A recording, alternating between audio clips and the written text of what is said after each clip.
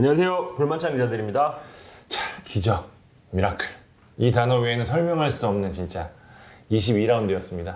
매 시즌 그랬어요. 스플릿 되기 전 마지막 라운드가 이제 드라마를 쓰는 팀이 꼭 나왔는데 이번에는 정말 유독 극적이었던 것 같아요. 광주에게는 기적 같았던, 그리고 강원에게는 악몽 같았던 22라운드 한번 돌아보도록 하겠습니다. 일단 뭐 강원, 서울, 광주, 성남, 부산이 펼친 6강 전쟁을 제가 시간대별로 한번 살펴보겠습니다. 자, 전반 4분이었습니다. 네. 그러니까 같은 시간에 킥오프가 됐기 때문에 네. 시간 같았어요. 전반 4분 만에 부산이 이제 조규성에게 골을 내주면서 네. 사실상 6강에서 멀어지게 됐죠. 부산은 무조건 이기고 다른 팀의 결과를 봐야 되는 상황인데 선제골까지 내주면서 더욱 어려운 상황이 됐고요.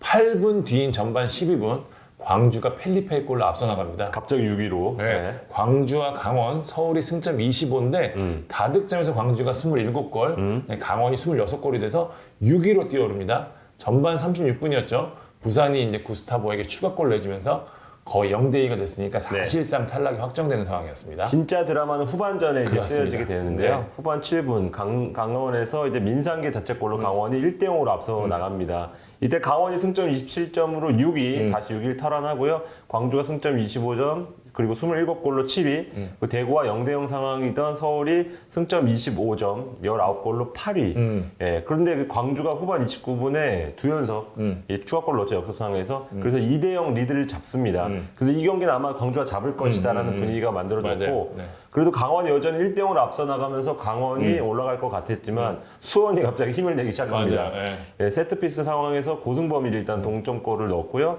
그리고 또 그렇게 되면서 이제 광주가 승점 25점, 28골, 그리고 강원이 승점 25점, 27골. 광주가 다시 6위가 되죠. 그렇습니다. 예. 예, 강원 입장에서는 한 골이 더 필요한데 오히려 4분 뒤에 후반 36분이죠. 한석종에게 한 골을 더 내주면서 맞아요. 역전골을 내줍니다. 그러면서 광주가 승점 25점, 28골로 6위, 여전히 0대0이었던 서울이 승점 25점, 19골로 7위, 강원은 승점 24점으로 8위가 됩니다.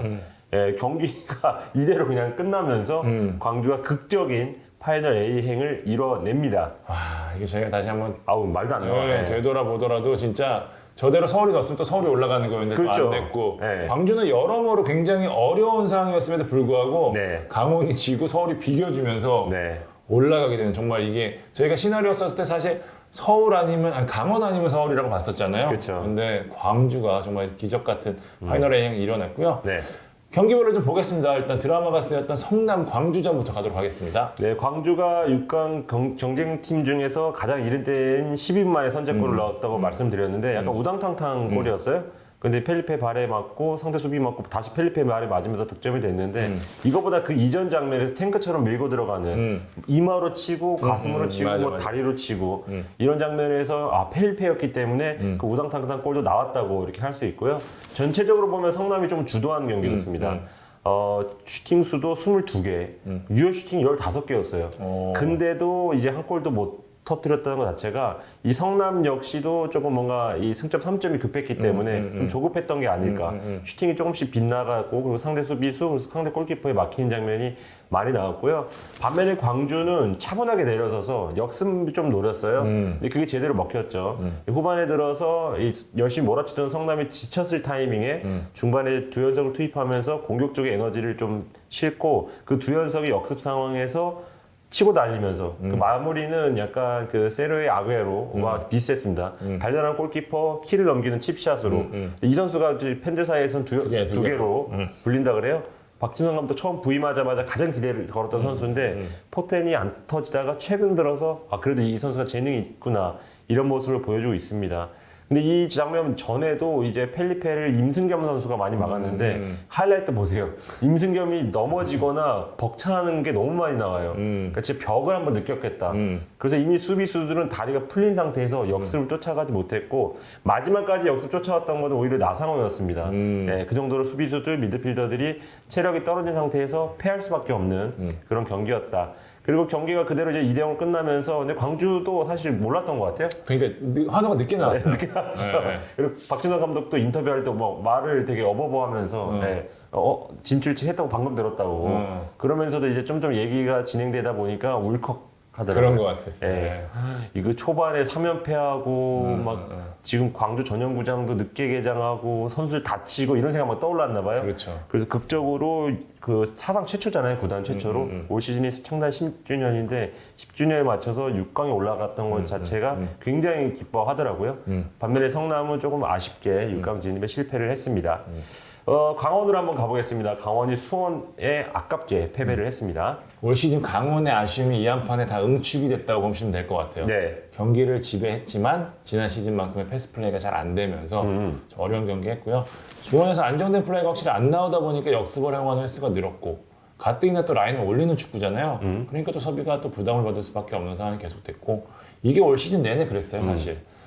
중반 이 문제를 해결하려고 이제 3백 카드를 내세웠지만 그래도 안 된 게 사실 강원의 축구는 중앙에서 기본적으로 점유하고 전진이 돼야 되는데 네. 이 부분이 잘 안 된 게 올 시즌 강원 고전의 원인 중에 하나거든요. 이영재 선수도 부진했고 황규영 선수도 부상을 입었었고 김병수 감독이 뭐 신세계를 중앙에 돌리는 여러 가지 카드를 쓰긴 했지만 어쨌든 계속 이게 안 풀리는 바람에 공격 쪽에서 좀 문제가 있었고요. 네. 사실 수원이 전반에 맞는 기회를 좀 살렸더라면 강원이 더 일찍 무너질 수도 진짜 있었다. 많았어요. 네.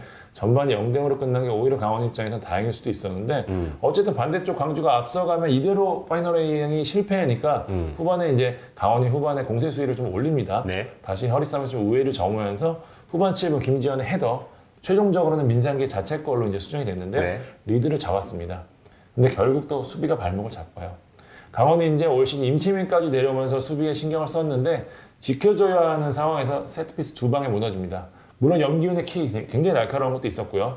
후반 32분과 36분 두 번의 코너킥에서 고승범, 한석종의 헤더가 나오면서 승부를 뒤집습니다. 김명수 감독도 사실 이제 필드골이 아니라 세트피스에서 골을 내준 거에 대해서 굉장히 안타까워하더라고요.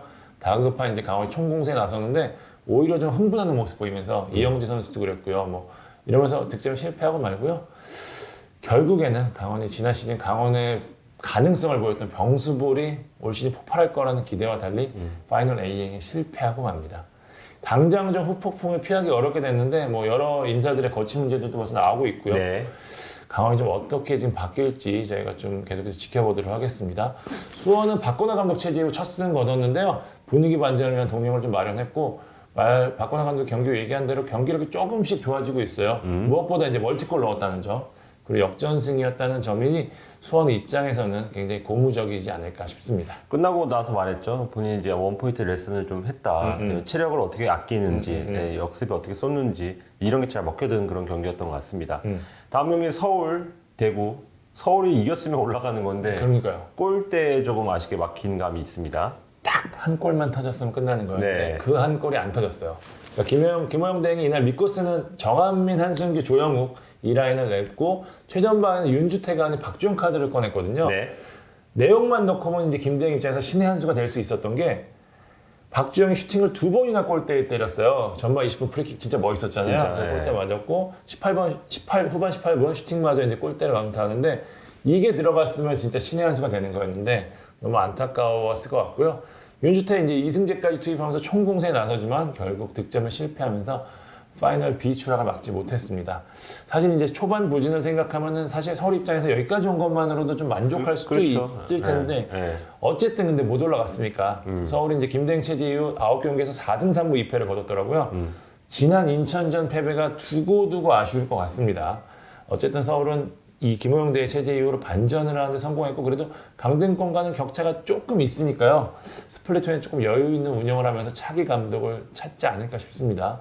지금 여러 감독이 하마평에 오르고 있는데 이제 오락가락합니다. 뭐 국내 감독 누구누구랑 접촉했다는 얘기도 들리고요. 뭐 외국인 감독을 찾고 있다. 뭐 여러 가지 썰이 많은데 저희가 한번 서울 감독 썰은 정리해서 한번 다루도록 하겠습니다. 네. 대구는 이날 좀 체력적으로 확실히 좀 떨어진 것 같아요. 최근에 이제 강행군도 했었고 그러다 보니까 패스 미스가 유독 많았고 역습 속도도 좀 느렸습니다. 그래도 계속해서 두 경기에서 9골을 내주면서 흔들렸던 수비가 완전히 제 궤도를 찾았다는 점에서 위안을 얻었을 것 같은데 다만 3위 경쟁은 좀 멀어지지 않았나 싶은 게 좀 냉정한 현실인 것 같아요. 네. 자, 6위 전쟁은 이렇게 마무리하면 될 것 같고요. 우승 경쟁으로 한번 가보도록 하겠습니다. 지난 라운드 맞대결에서 전북이 승리하면서 이제 울산과 승점차가 2점 차로 좁혀졌잖아요. 이번 라운드에 일단 두 팀 모두 승리하면서 그대로 유지가 됐습니다. 만 기자가 다녀온 전북 부산전부터 보겠습니다. 사실 전북 정도의 팀이 이겼잖아요. 근데 이렇게 이슈를 못 끄는 걸 지금 좀 처음 본 것 같아요. 아무도 전북에 대한 기사에 대한 관심이 없어요. 그래서 제가 지금 출장을 다녀왔나 그렇게 싶을 정도로 좀 외면을 받았는데 결과적으로는 2대0 가볍게 승리를 거뒀습니다. 전반 4분 만에 조기성이 세트피스 상황에서 헤더로 선제골을 넣었고요. 조기성은 4달 만에 득점이더라고요. 18경기 만인가? 그러니까 엄청나게 초반에 좀 놓더니 그 다음부터는 침묵이 좀 길어졌다는 거예요. 네.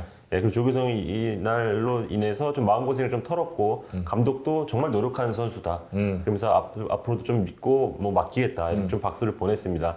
전북 여기서 그치지 않고 구스타보가 직접 얻어낸 페널티를 성공을 시킵니다. 그래서 전반을 2대0으로 마쳤고 이 스코어는 후반에도 바뀌지 않고 그대로 이제 끝나게 됩니다.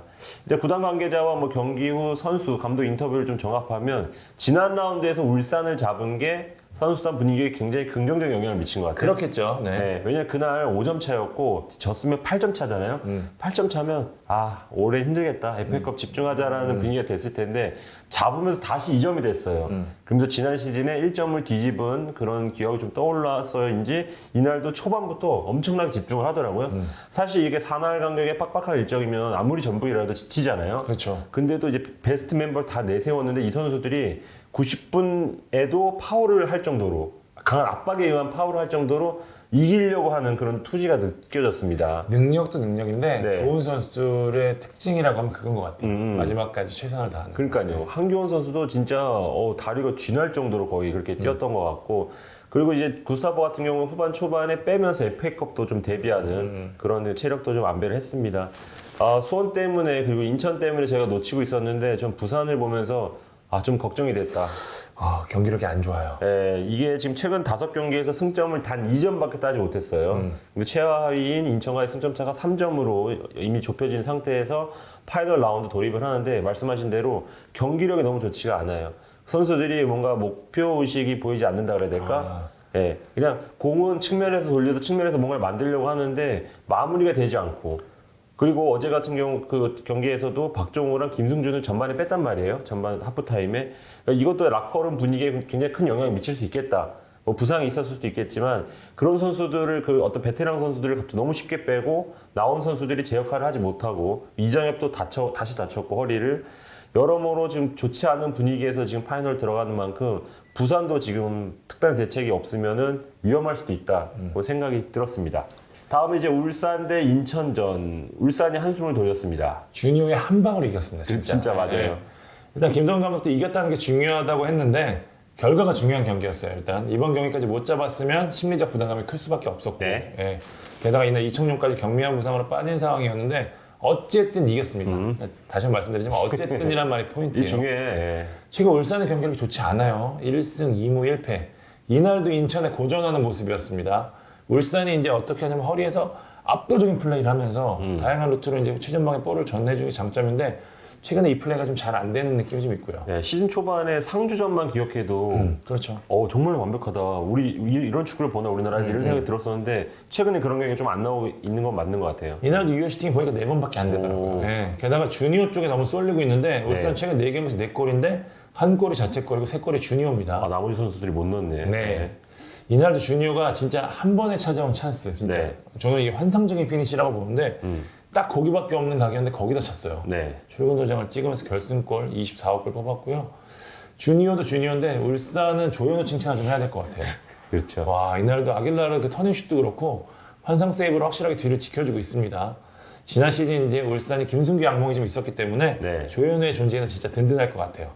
그러니까 김도훈 감독이 스플릿전 우리가 1위라는 게 중요하다고 했는데 사실 지난 시즌에도 그랬습니다. 이때 1위로 올라가고 마지막 경기 앞두고까지 계속 1위였어요. 그러니까 올해는 달라질 수 있을지 앞으로가 이제 중요합니다. 인천 칭찬 좀 해야 될 것 같습니다. 잘했어요. 완전 재계도 올랐습니다. 진짜 잘했고요. 사실 저는 지난 경기 승리 후에 이날 좀 쉬어가지 않을까 싶었는데 경미한 부상이 무고사 정도를 제외하고는 다 나왔거든요. 무고사가 나왔으면 저는 이변을 일으킬 수도 있었다라는 생각이 들 정도로 3백 확실히 안정감 있고요. 저 문재한 선수 칭찬 좀 하겠습니다. 중앙에서 존재감이 확실합니다. 지난 서울전에서도 그랬고요. 이날 경기에서도 수비형 미드필더로 나서서 굉장히 좋은 플레이 해주고 있거든요. 사실 그 전까지 3백의 일환으로 많이 나왔었는데 조성 감독이 좀 잘 써먹고 있다는 생각이 좀 들고요. 부상자들 오고 지금 기세라면은 파이널 B 팀들도 부담을 느낄 수밖에 없어요. 말씀하신 대로 부산 지금 상황 안 좋고요. 네. 수원도 해볼 만한 팀이거든요. 3점 차밖에 되지 않습니다. 네. 조성 감독 이미 전쟁이라는 말로 출사표를 던졌습니다. 야, 근데 울산한테 지고 나서 너무 아쉬워하는 표정을 보고서 인천이 이렇게 됐구나. 그렇죠. 네, 당연한 패배라고 받아들이지 않는다는 걸 좀 발견을 했습니다. 자, 이 경기도 중요했는데요. 네. 3위 싸움의 분수령이 될 포항 상주전.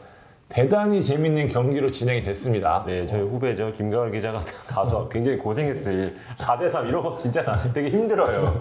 후반 막판에만 몇 골이 나온 거야. 그러니까요. 리즈가 지금 4대3 경기를 2번 연속했잖아요. 그래서 지금 잉글랜드 기자들을 고생시키고 있는데 K리그에서는 포항과 상주가 그런 플레이를 펼쳤습니다.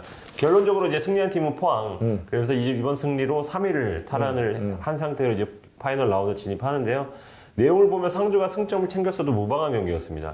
초반에 이제 뭐 보면 명단을 보면 일류첸코 빠졌죠, 최용준 빠졌죠. 그래서 뭐 팔라시오스 최전방에 놓고 오범석을 중미로 놓고 이거 송민규 벤치를 시작하고, 그러니까 지난 경기 대비해서 선발이 많이 바뀌었어요, 포항이. 왜냐면 다음 경기가 FA컵 울산전이 있으니까요. 그렇죠. 이제 FA컵에 조금 힘을 싣고 그리고 최대한 어떻게든지 지지 않겠다는 그런 전술을 들고 나왔는데 반면에 상주는 뭐 폼 좋은 정재희부터 오영규, 그러니까 선발을 쓸 수 있는 선수 다 나왔습니다.